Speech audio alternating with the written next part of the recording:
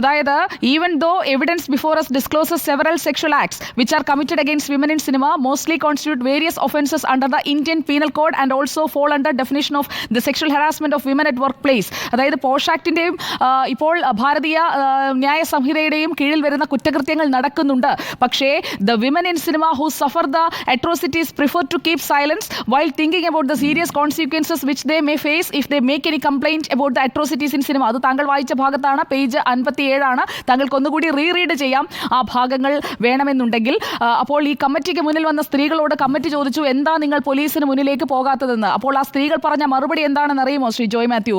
അവർ പറഞ്ഞത് സിനിമയിലെ പ്രശ്നം മാത്രമല്ല, ഈ സിനിമയിൽ നിന്നുകൊണ്ട് നേരിട്ട അട്രോസിറ്റീസിനെ കുറിച്ച് പരാതിപ്പെടാൻ പോയാൽ ജീവാപായം ഉണ്ടാകും, ജീവന ഭീഷണിയുണ്ട്, തങ്ങൾക്ക് മാത്രമല്ല കുടുംബത്തിലുള്ളവർക്കും ഭീഷണിയുണ്ടാകും. അത്രയും പവർഫുള്ളായ ആളുകളാണ് മറുഭാഗത്ത് നിൽക്കുന്നതെന്ന് പേടിച്ചിട്ടാണ്. ആ സ്ത്രീകൾക്ക് ഭയമാണ്. അങ്ങനെ ഭയന്ന സ്ത്രീകൾ കൊടുത്ത മൊഴി ഒരു കമ്മിറ്റി റിപ്പോർട്ടായി സർക്കാരിന് മുന്നിലിരിക്കുകയാണ്. ഇനി അതിൽ ക്രിമിനൽ പ്രൊസീഡിംഗ്സിലേക്ക് പോകേണ്ടതല്ലേ ശ്രീ ജോയ് മാത്യു?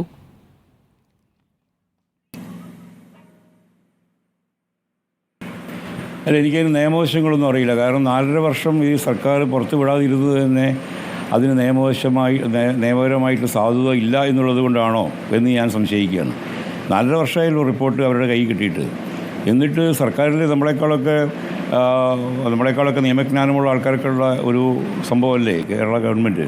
അപ്പോൾ ഗവൺമെൻറ്റിന് പോലും തോന്നിയിട്ടില്ലേ അങ്ങനെ കേസ് വെക്കേണ്ടതാണെന്ന് തോന്നിയിട്ടില്ലേ? എനിക്കറിയില്ല.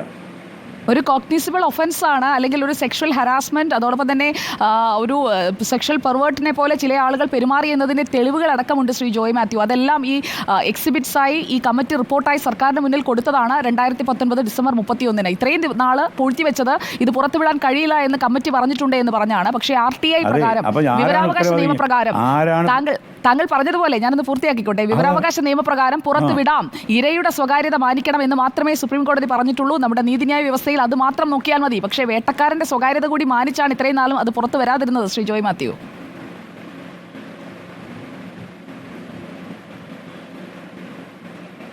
അതാരാണ് ആ സ്വകാര്യത സംരക്ഷിച്ചത്?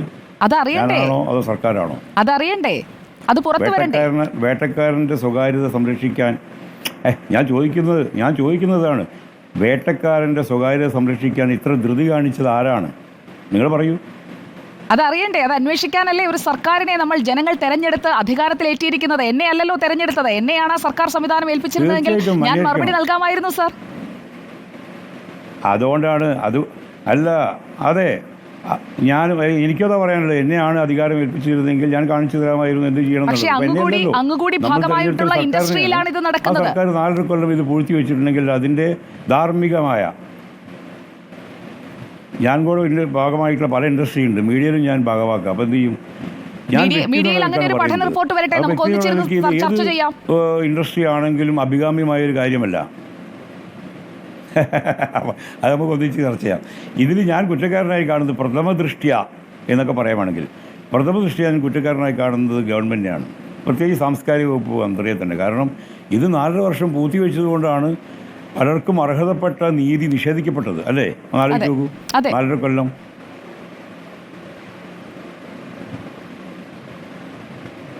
ഇരകളായവർക്ക് നീതി നിഷേധിക്കപ്പെട്ടു. ഞാൻ വായിച്ചതിന് ശേഷം പോരെ സുജയ? ശ്രീ ജോയ് മാത്യു, ഞാൻ അങ്ങയുടെ കൺസേൺ മനസ്സിലാക്കുന്നു. പക്ഷെ അങ്ങ് വായിച്ച് മനസ്സിലാക്കിയ ഭാഗത്ത് നിന്ന് അതിന്റെ തുടർച്ച കൂടി, തീർച്ചയായും അതിന്റെ തുടർച്ച കൂടി പൂർത്തിയായിക്കോട്ടെ. മാത്രമല്ല, അങ്ങ് വായിച്ച പേജുകളിൽ ചില മിസ്സിംഗ് ഉള്ളത് കൂടി അങ്ങയുടെ ശ്രദ്ധയിൽപ്പെട്ട് കാണുമല്ലോ, അല്ലേ? അങ്ങ് വായിച്ചു വന്നപ്പോൾ പേജ് നമ്പർ നോക്കിയാൽ അങ്ങേക്ക് അത് ബോധ്യപ്പെടും. അങ്ങ് വായിച്ചു വരുമ്പോൾ ഒരു തുടർച്ച നഷ്ടപ്പെടുന്നുണ്ട്. 48ാമത്തെ പേജ് കഴിഞ്ഞ് 54ാമത്തെ പേജാണ് താങ്കളുടെ പക്കലുള്ളത്. അല്ല, 48ാമത്തെ പേജ് കഴിഞ്ഞത് ഒഴിവാക്കേണ്ട കാര്യമുള്ളതായി വിവരാവകാശ കമ്മീഷൻ കണ്ടെത്തിയിട്ടില്ല. പക്ഷേ അതും ആരുടെയോ പ്രത്യേക താല്പര്യം മൂലം ഒഴിവാക്കപ്പെട്ടിട്ടുണ്ട്. ഒരു 5 പേജ് താങ്കളുടെ കയ്യിലുള്ള കോപ്പിയിലും മിസ്സിംഗ് ആണ്.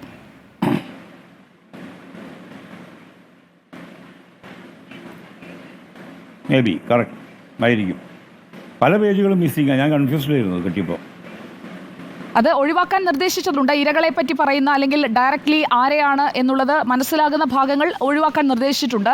അത് കോടതി നിർദ്ദേശപ്രകാരമാണ്, അത് ഒഴിവാക്കിയിട്ടുണ്ട്. പക്ഷേ ഞാൻ നേരത്തെ സൂചിപ്പിച്ചതുപോലെ very well known people in film ഇൻഡസ്ട്രിയാണ് ഇതൊക്കെ ചെയ്യുന്നതെന്ന് പറഞ്ഞതിന് ശേഷമുള്ള പാരഗ്രാഫുകൾ, ഒരു 11 പാരഗ്രാഫ് അങ്ങ് എടുത്ത് കളഞ്ഞിട്ടുണ്ട്.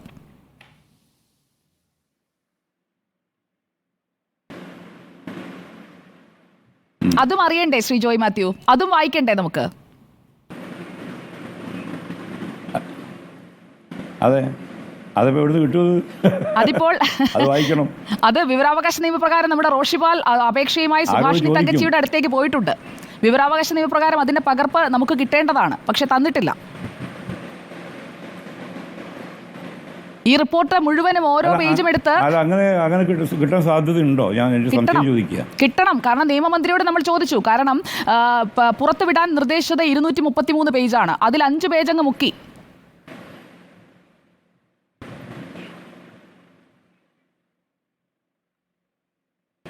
അത് ശരി, ഓക്കെ. അത് ഒഴിവാക്കിയതിന്റെ കാരണം പറഞ്ഞാലും മതി. അത് പബ്ലിക് ഇൻഫർമേഷൻ ഓഫീസർ. എന്തായാലും ഈ റിപ്പോർട്ട് വളരെ സ്വാഗതാർഹമാണ്. തീർച്ചയായും. അതെ, നമുക്കൊരു ശുദ്ധികലശം പ്രതീക്ഷിക്കാം അല്ലേ ശ്രീ ജോയ് മാത്യു? അങ്ങുകൂടി ഉൾപ്പെടുന്ന ഇൻഡസ്ട്രി ആണല്ലോ.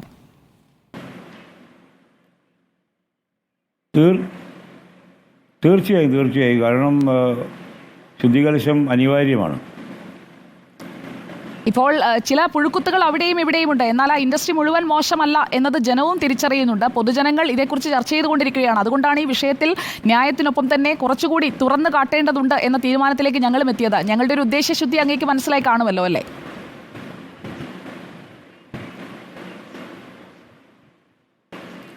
അതെ, മീഡിയൻ്റെ ഉദ്ദേശശുദ്ധിയൊക്കെ നമുക്ക് എല്ലാവർക്കും മനസ്സിലായിക്കൊണ്ടിരിക്കുന്നുണ്ട്. ഇത് പ്രത്യേകിച്ച് നിങ്ങൾ ഇടയ്ക്കിടയ്ക്ക് പറയേണ്ടതാണ്. കാരണം ഇത് ഉണ്ടാക്കിയ ഒരു ഇമ്പാക്റ്റ് എന്ന് പറഞ്ഞാൽ ഇൻഡസ്ട്രിയുമായി ബന്ധപ്പെട്ട എല്ലാവരും തന്നെ ഇതിൻ്റെ ഭാഗവാക്കാണ് എന്നുള്ള രീതിയിലാണ് പല മീഡിയയും കാര്യങ്ങൾ അവതരിപ്പിക്കുന്നത്. എന്നാൽ അങ്ങനെയല്ല. ഇത് വളരെ കുറച്ച് പേര് മാത്രം ഉള്ള ഒരു സംഗതിയാണിത്. എല്ലാവരെയും ബാധിക്കുന്നൊരു പ്രശ്നമല്ല. എല്ലാവരും ഇതിൻ്റെ ഭാഗവാക്കുമല്ല. അത് നിങ്ങൾ പ്രത്യേകം ഓർമ്മിച്ചാൽ അതാണ് ഞാനത് പറഞ്ഞത് ശ്രീ ജോയ് മാത്യു. എല്ലാവരും അങ്ങനെയല്ല. വിലയിരുത്തുന്ന പല ആൾക്കാരും അവർ സ്നേഹിക്കുന്ന എല്ലാവരും സ്നേഹിക്കുന്ന ബഹുമാനിക്കുന്ന പല വ്യക്തിത്വങ്ങളും ഇതിൻ്റെ ഒരു കരിനിഴൽ വീണ രീതിയിലാണ് ആൾക്കാർ കാണുക. ശ്രീ ജോയ് മാത്യു, പക്ഷേ ചില സ്വർണ്ണ വിഗ്രഹങ്ങളിലൊക്കെ ക്ലാവ് പുരണ്ടിട്ടുണ്ട്. ആ ക്ലാവ് പുരണ്ട വിഗ്രഹങ്ങൾ അല്ലെങ്കിൽ സ്വർണ്ണമല്ല ചെമ്പാണ് എന്ന് തിരിച്ചറിയേണ്ട ചില വിഗ്രഹങ്ങളുമുണ്ട്. അതും പുറത്തേക്ക് വരട്ടെ ശ്രീ ജോയ് മാത്യു.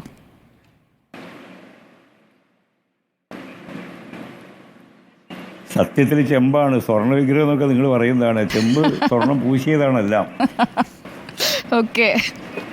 അപ്പോൾ അങ്ങ് റിപ്പോർട്ട് പൂർത്തിയാക്കിയതിനു ശേഷം നമുക്ക് വീണ്ടും സംസാരിക്കേണ്ടി വരും. കാരണം കോടതി 10-ാം തീയതിയാണ് ഈ പൂർണ്ണ റിപ്പോർട്ട് വിളിച്ചു വരുത്തിയിരിക്കുന്നത്.